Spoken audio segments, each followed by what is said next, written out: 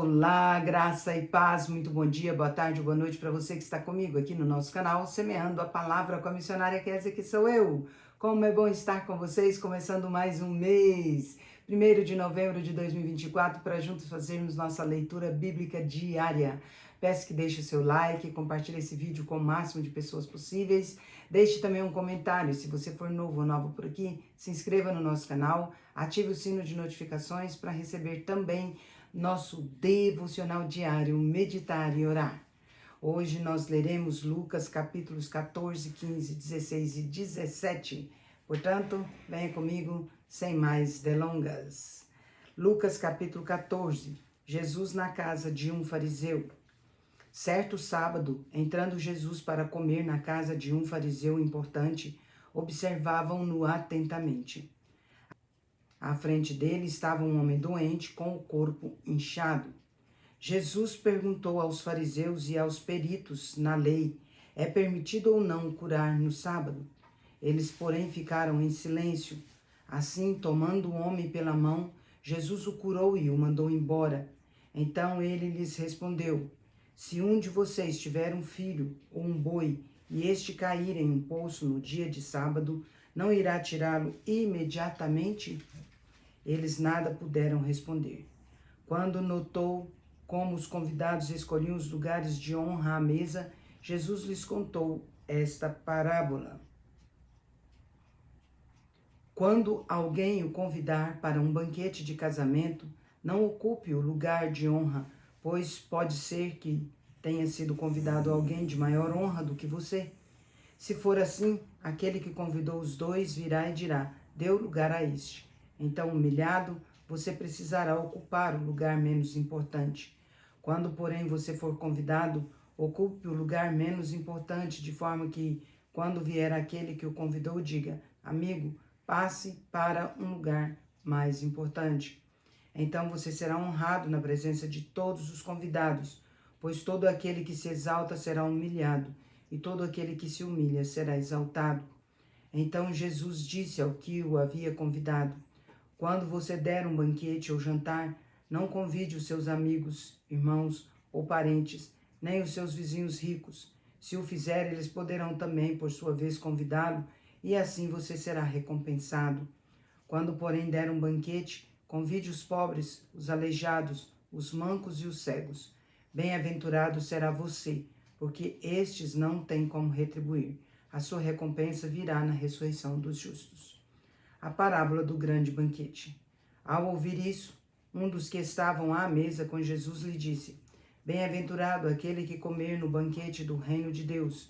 Jesus respondeu: certo homem estava preparando um grande banquete e convidou muitas pessoas.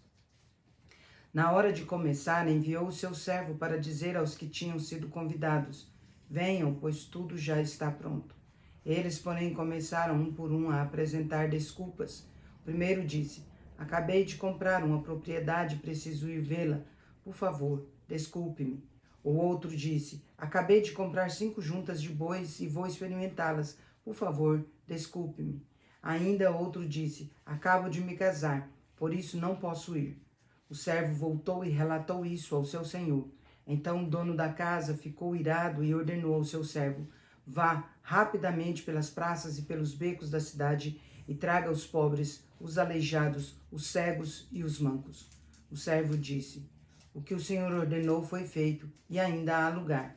Então o Senhor disse ao servo: vá pelas ruas e pelos caminhos e insista que entrem para que a minha casa fique cheia. Eu digo a vocês que nenhum daqueles que foram convidados provará do meu banquete. O preço do discipulado. Uma grande multidão ia acompanhando Jesus.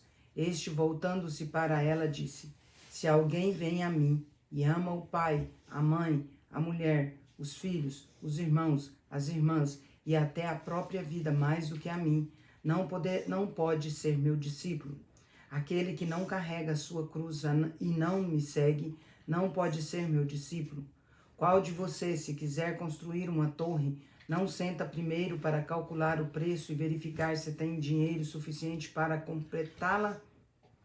Pois se lançar o alicerce e não for capaz de terminá-la, todos os que a virem zombarão dele, dizendo: Este homem começou a construir e não foi capaz de terminar.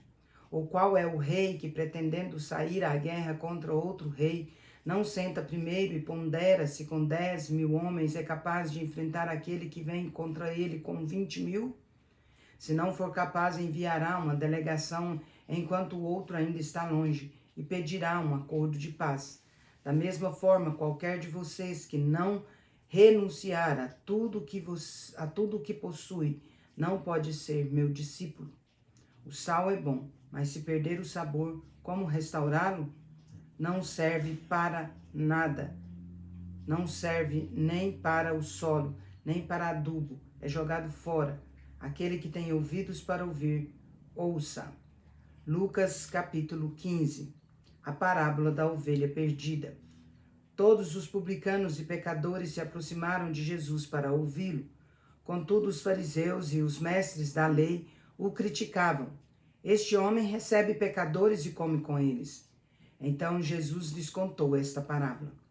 Qual de vocês que, possuindo 100 ovelhas e perdendo uma, não deixa as 99 no campo e vai atrás da ovelha perdida até encontrá-la? E quando a encontra, coloca-a alegremente nos ombros e vai para casa. Ao chegar, reúne os seus amigos e vizinhos e diz: Alegrem-se comigo, pois encontrei a minha ovelha perdida. Eu lhes digo que da mesma forma haverá mais alegria no céu por um pecador que se arrepende do que por 99 justos que não precisam se arrepender. A parábola da moeda perdida. Ou qual é a mulher que, possuindo 10 dracmas e perdendo uma delas, não acende uma lâmpada, varre a casa e procura atentamente até encontrá-la?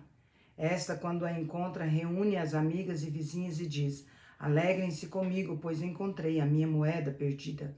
Eu digo que da mesma forma há alegria na presença dos anjos de Deus por um pecador que se arrepende. A parábola do filho perdido. Jesus continuou. Um homem tinha 2 filhos. O mais novo disse ao pai: Pai, quero a minha parte da herança. Assim o pai repartiu a propriedade entre eles. Não muito tempo depois, o filho mais novo reuniu tudo o que tinha, foi para uma região distante, lá desperdiçou os seus bens, vivendo desenfreadamente. Depois de ter gastado tudo, houve uma grande fome em toda aquela região e ele começou a passar necessidade. Por isso foi empregar-se com um dos cidadãos da região que o mandou para o seu campo a fim de cuidar de porcos. Ele desejava alimentar-se com as vagens de alfarrobeira que os porcos comiam, mas ninguém lhe dava nada. Caindo em si, disse: Quantos empregados do meu pai têm comida com fartura e eu aqui morrendo de fome? Vou me levantar, voltar para o meu pai e dizer a ele: Pai, pequei contra o céu e contra ti. Já não sou digno de ser chamado teu filho. Trata-me como um dos teus empregados. A seguir, levantou-se e foi para o seu pai. Ele ainda estava longe quando o pai o viu, o qual, movido por compaixão, correu, abraçou-o fortemente e ternamente o beijou. O filho lhe disse: Pai, pequei contra o céu e contra ti. Não sou mais digno de ser chamado teu filho. Contudo, o pai disse aos seus servos: Depressa, tragam a melhor roupa e vistam nele. Coloquem-lhe um anel no dedo e calçados nos pés. Tragam um novilho gordo e matem-no. Vamos comer e festejar, pois este meu filho estava morto e voltou à vida. Estava perdido e foi achado. Então começaram a festejar o seu regresso. E enquanto isso, o filho primogênito estava no campo. Quando se aproximou da casa, ouviu a música e a dança. Então chamou um dos servos e perguntou-lhe o que estava acontecendo. Este lhe respondeu: O seu irmão voltou, e o seu pai matou o novilho gordo porque o recebeu de volta, são e salvo. O filho primogênito encheu-se de ira e não quis entrar. Então o pai saiu e insistiu com ele. Ele, porém, respondeu ao seu pai: Olha, todos estes anos tenho te servido e nunca desobedeci às tuas ordens. Entretanto, tu nunca me deste nem um cabrito para eu festejar com os meus amigos. Quando, porém, volta para casa esse teu filho que esbanjou os teus bens com prostitutas, matas o novilho gordo para ele. O pai disse: Meu filho, você está sempre comigo e tudo o que tenho é seu. No entanto, tínhamos que festejar a volta deste seu irmão e alegrar-nos porque ele estava morto e voltou à vida, estava perdido e foi achado. Lucas capítulo 16. A parábola do administrador astuto. Jesus disse aos seus discípulos: o administrador de um homem rico foi acusado de desperdiçar os seus bens. Então ele o chamou e lhe perguntou: que é isso que estou ouvindo a seu respeito? Preste contas da sua administração, porque você não pode continuar sendo o administrador. O administrador disse a si mesmo: o meu senhor está me despedindo. Que farei? Não tenho força para cultivar a terra e sinto vergonha de mendigar. Já sei o que vou fazer para que, quando perder o meu emprego aqui, as pessoas me recebam em sua casa. Então chamou cada um dos devedores do seu senhor. Perguntou ao primeiro: quanto você deve ao meu senhor? 100 batos de azeite, respondeu ele. O administrador lhe disse: tome a sua conta, sente-se depressa e escreva 50. A seguir perguntou ao segundo: e você quanto deve? 100 coros de trigo, respondeu. Ele lhe disse: tome a sua conta e escreva 80. O Senhor elogiou o administrador desonesto, porque agiu com astúcia, pois os filhos deste mundo são mais astutos no trato uns com os outros do que os filhos da luz. Por isso eu digo: usem a riqueza deste mundo ímpio para ganhar amigos, de forma que, quando ela acabar, estes os recebam nas moradas eternas. Quem é fiel no pouco também é fiel no muito, e quem é injusto no pouco também é injusto no mundo. Assim, se vocês não forem fiéis para lidar com as riquezas injustas, quem confiará as verdadeiras riquezas a vocês? E se vocês não forem dignos de confiança em relação ao que é dos outros, quem lhes dará o que é de vocês? Nenhum servo pode servir a 2 senhores, pois odiará um e amará o outro, ou se dedicará a um e desprezará o outro. Vocês não podem servir a Deus e ao dinheiro. Os fariseus, que amavam o dinheiro, ouviam tudo isso e zombavam de Jesus. Ele lhes disse: vocês são os que se justificam aos olhos dos homens, mas Deus conhece o coração de vocês. Aquilo que tem muito valor entre os homens é detestável aos olhos de Deus. Outros ensinamentos. A lei e os profetas profetizaram até João.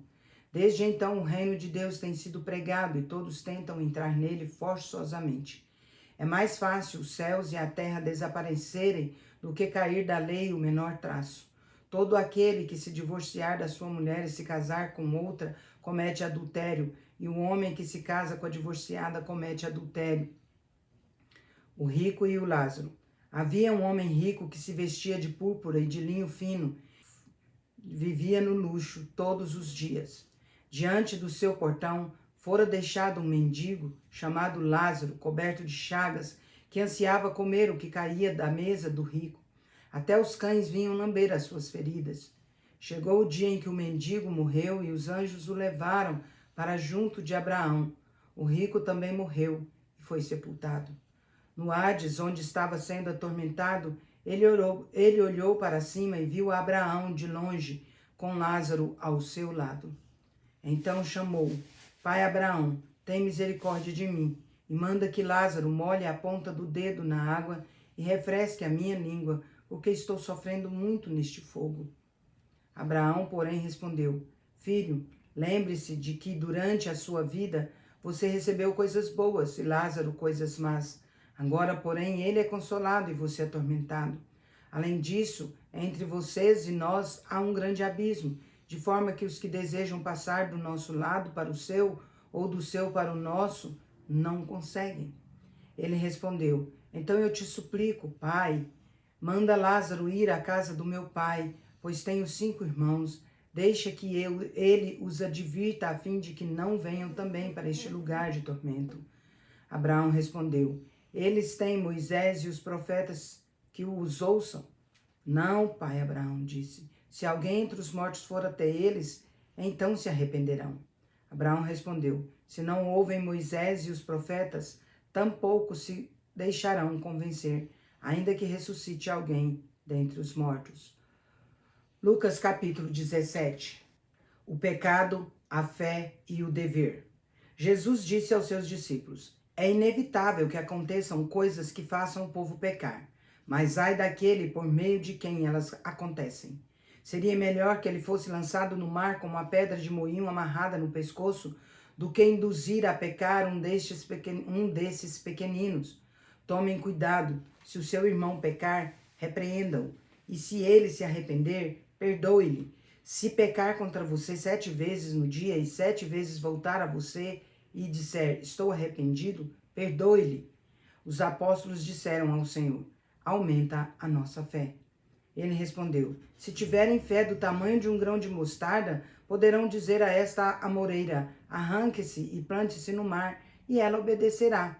Qual de vocês, tendo um servo que esteja arando ou cuidando das ovelhas, lhe dirá quando ele chegar do campo, venha agora e sente-se para comer? Ao contrário, não dirá, prepare o meu jantar, apronte-se e sirva-me enquanto como e bebo, depois disso você pode comer e beber? Será que ele agradecerá ao servo por ter feito o que lhe foi ordenado?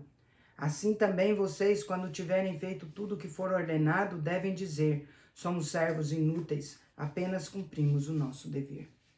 Jesus cura 10 leprosos. A caminho de Jerusalém, Jesus passou pela divisa entre Samaria e Galiléia. Ao entrar em um povoado, 10 leprosos dirigiam-se a ele, ficaram a certa distância e gritaram em alta voz, Jesus, mestre, tem piedade de nós. Ao vê-los, ele disse, vão mostrar-se aos sacerdotes. Aconteceu que, seguindo pelo caminho, foram purificados. Um deles, quando viu que estava curado, voltou dando glória a Deus em alta voz. Prostrou-se aos pés de Jesus e lhe agradeceu. Este era samaritano. Jesus perguntou, não foram purificados todos os 10? Onde estão os outros 9? Não se achou nenhum que voltasse e desse glória a Deus, a não ser este estrangeiro? Então ele lhe disse, levante-se e vá, a sua fé o salvou. A vinda do reino de Deus. Certa vez, tendo sido interrogado pelos fariseus sobre quando viria o reino de Deus, Jesus respondeu, o reino de Deus não vem de modo visível, tampouco se dirá, aqui está ele, ou lá está, porque o reino de Deus está entre vocês. Depois disse aos seus discípulos, chegará o tempo em que vocês desejarão ver um dos dias do Filho do Homem, mas não verão. Dirão a vocês, lá está ele, ou aqui está. Não vão, nem o sigam, porque como o relâmpago ilumina o céu de uma extremidade à outra, assim será o Filho do Homem no seu dia. Contudo, primeiramente, é necessário que ele sofra muitas coisas e seja rejeitado por esta geração. Como foi nos dias de Noé, assim será nos dias do Filho do Homem. As pessoas comiam, bebiam, casavam-se e se davam em casamento até o dia em que Noé entrou na arca. Então veio o dilúvio e destruiu a todos. O mesmo aconteceu nos dias de Ló. Eles comiam e bebiam, compravam e vendiam, plantavam e construíam. Mas no dia em que Ló saiu de Sodoma, choveu fogo e enxofre do céu e destruiu a todos. Acontecerá exatamente assim no dia em que o Filho do Homem for revelado. Naquele dia, quem estiver no telhado da sua casa não deve descer para apanhar os seus bens dentro de casa. Semelhantemente, quem estiver no campo não volte por coisa alguma. Lembre-se da mulher de Ló. Quem tentar conservar a sua vida, a perderá. Mas quem perder a própria vida, a preservará. Eu digo a vocês que, naquela noite, 2 pessoas estarão em uma cama. Uma será levada e a outra será deixada. 2 mulheres estarão moendo trigo juntas. Uma será levada e a outra será deixada. 2 estarão no campo. Um será tomado e o outro deixado. Onde, Senhor? Perguntaram. Ele respondeu, onde houver um cadáver, ali se ajuntarão os abutres. Encerramos nossa leitura por hoje. E o versículo desse mês está em 1 Pedro, capítulo 2, versículo 9. Vós, porém, sois raça eleita, sacerdócio real, nação santa, povo de propriedade exclusiva de Deus, a fim de proclamardes as virtudes daquele que vos chamou das trevas para a sua maravilhosa luz. Agora vamos comigo ali parabenizar os aniversariantes de hoje. Bora lá. Nossa, mas que dificuldade, hein? Parabéns e feliz aniversário para você que está completando mais um ano de vida nesse dia 1º de novembro de 2024. Parabéns aos casais completando mais um ano de casados e parabéns aos bebezinhos completando mais um mês de vida. Meus parabéns especial vai para Maria Inês Parreira, lá de Uberlândia, Minas Gerais, minha prima. Para o Diorir Afonso, lá de Tuiutaba, Minas Gerais, meu primo. Para Miriam Guimarães, lá de Uberlândia, Minas Gerais. Para o Francisco Dias, lá em Brasília, Distrito Federal. Para Anice Pérez, lá de Rondonópolis, Mato Grosso. Para minha querida amiga missionária Valéria Cortes, lá na Itália. E para a nossa missionária Flávia Santana, em Newcastle, na Austrália. Que Deus abençoe cada um de vocês grandemente. Quero orar por vocês. Vamos orar. Pai de amor, em nome de Jesus, quero agradecer ao Senhor por conceder a Maria Inês, ao Diorir, a Miriam, ao Francisco, a Anice Pérez, a missionária Valéria e a missionária Flávia Santana, mais um ano de vida. Graças te rendemos, ó Deus, porque até aqui o Senhor tem ajudado cada um deles. E eu peço que o Senhor inunde, ó Deus, suas vidas de bênçãos e dádivas de amor, de paz, de alegria, de prosperidade, de saúde, de muitas felicidades, muitos anos de vida, que a boa, agradável e perfeita vontade do Senhor se cumpra na vida de cada um, hoje para todos sempre, em nome de Jesus. Amém. É isso aí, meus queridos e queridas. Deus é justo e bom. Vamos